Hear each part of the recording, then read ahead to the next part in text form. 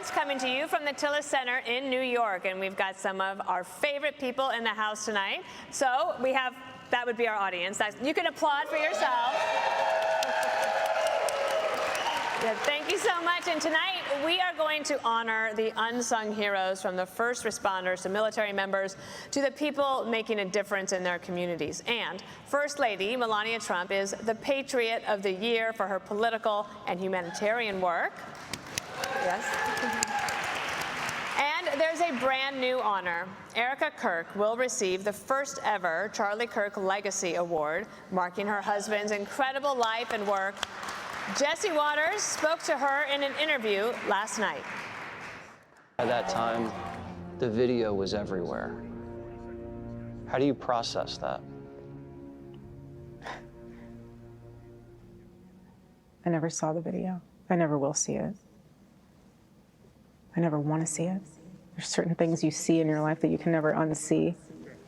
There's certain things you see in your life that mark your soul forever.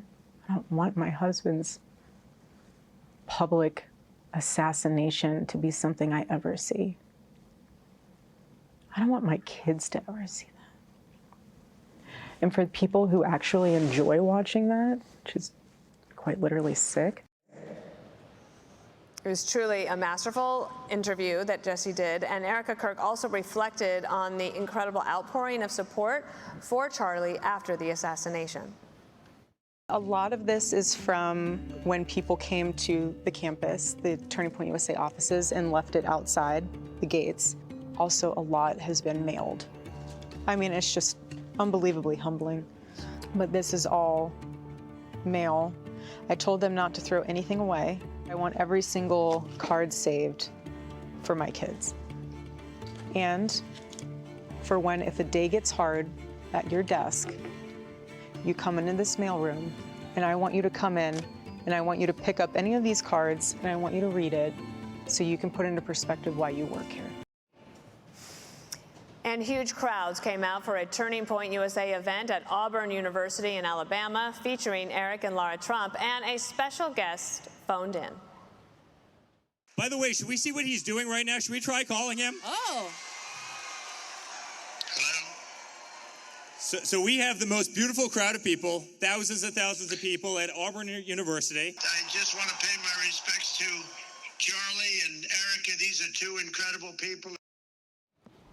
And so here we are at Turning Point USA, which is Turning Point USA as part of the subject of what has become an incredible tradition at Fox News, which is the Patriot Awards. And September 10th was the day of the assassination, and Jesse, you had this opportunity to talk to Erica Kirk, and it's going to be quite something tonight when you present her with this award, because this program that our company puts on is to recognize these people who have made incredible differences in their community. And in this particular year, I can't think of anybody who had bigger impact than Charlie Kirk, and now Erica Kirk. Yeah, it was a great honor to be a part of that interview. And she's just so graceful, but also tenacious. And you see how she's so inspiring. She speaks with such conviction about right and wrong, good and evil. And you don't really see someone that age take on something in a spiritual sense in this country. And you know, the famous quote behind every great man is a great woman, we're now realizing how great Charlie was by seeing how great Erica is. And I didn't really understand the impact until I went into the mailroom. Yeah. So this room, tens of thousands of letters, this massive bin, I could barely pick it up. And I've been working out. I've been doing the Pete and Bobby challenge, and I haven't posted the video yet. I know I'm better than this guy, but I will eventually. Anytime. And it's not just from people, it's from children. Children in crayons are writing letters, they're misspelling words, but it shows you just how strong of a voice Charlie was. And it really is sad to see the interview, and it's a sad and somber experience, but it's going to be beautiful because Erica has been able to take hope from grief, and hopefully we'll see some hope this evening. Before we go all around the table, I wanted to ask you about what you heard from her in terms of the future, about Turning Point being not only a force for good, but a force for education. She didn't ask for this mission. She accepted this mission. This was not something she wanted, but this is something she's now duty-bound to do. And I asked her if she felt the pressure. And she is very resolute and very disciplined. And Charlie's mission was to save Western civilization, and that is now her mission, which is quite the mission. But she is surrounded by young people, hundreds of them down there in Arizona. The mission is building, they're expanding. They started with 1 building, they now have 6. You know, Charlie was only 31 and he'd written 8 books. Right. He'd raised hundreds of millions of dollars. And so she's going to keep this torch going, and we're all going to do that. And what a life, and what a wife. Yeah. It's going to be remarkable to be able to be in her presence tonight. Will, I always think about you because the 5 obviously comes after your show. And that day, you unfortunately got the news. We all got the news, but you delivered the news that Charlie had passed. And that moment will, I'm sure, forever be seared in your memory. But when you think about Turning Point USA going forward under the leadership of Erica Kirk, because you're a little bit outside of the New York bubble now, what do you think that looks like for her and for the organization? I think there's one word that I keep coming back to that resonated throughout Jesse's interview and emanates from Erica. And that word is strength. Jesse used another word a moment ago. You used resolute, which I think is akin to strength. And far be it for me to pay you any kind of unnecessary compliments, but it takes an incredible question to get an incredible answer. And there's 2 incredible answers that really illustrated the strength embodied by Erica Kirk. One, you asked her about whether or not she wanted cameras in the courtroom for the prosecution of Charlie's assassin, and she said the world had to see Charlie die, so they should see justice prevail. And the other was the one that we just played.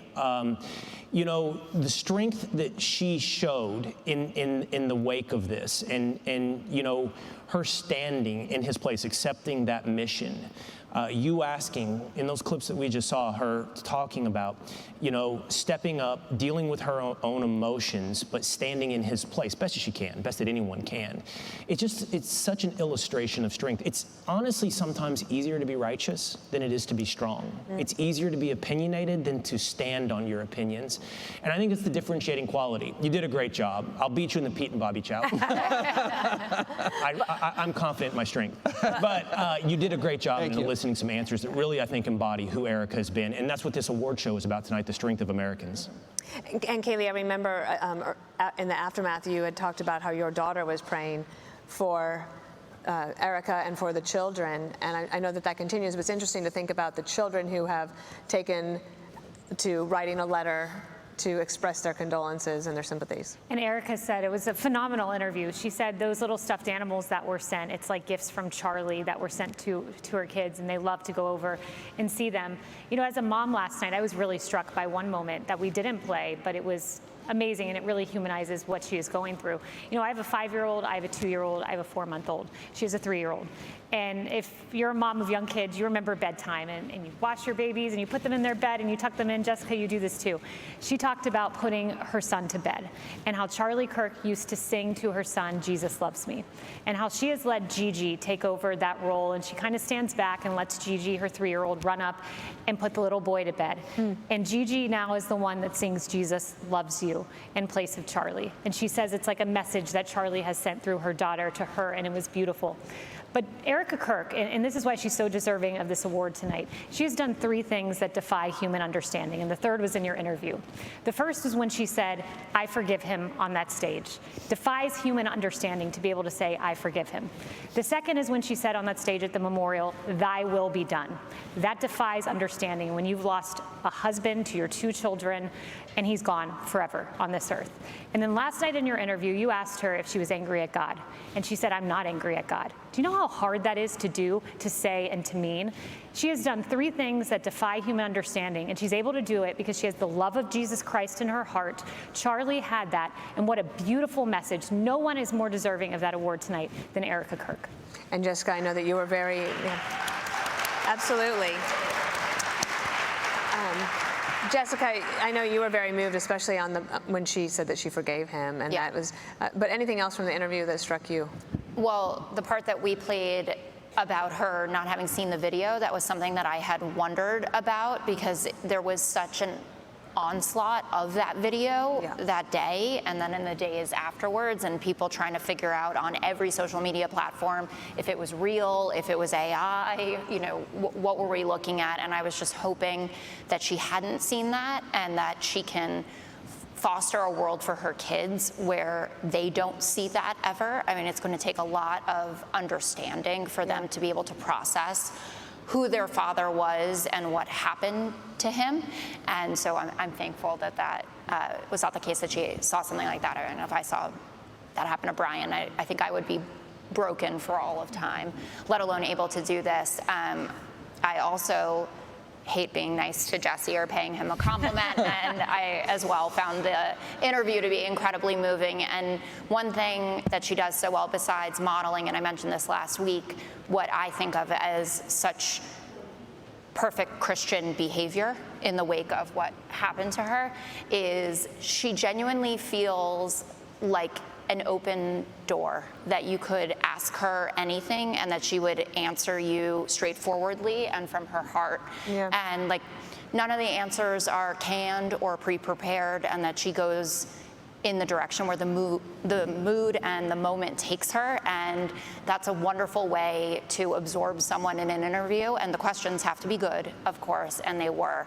But she felt like someone, I've never met her, and I knew Charlie and saw him a few months before he died, but she feels like someone I could just sit down and have coffee with, and that she would be able to talk to me about what she was going through. And I think that's an amazing quality. Well, she's an incredible person. You're going to get to meet her tonight. How do you feel about all these compliments? Are you okay? I'm not used to it. How's your head? I'm not good. Is it growing? I need to take a break.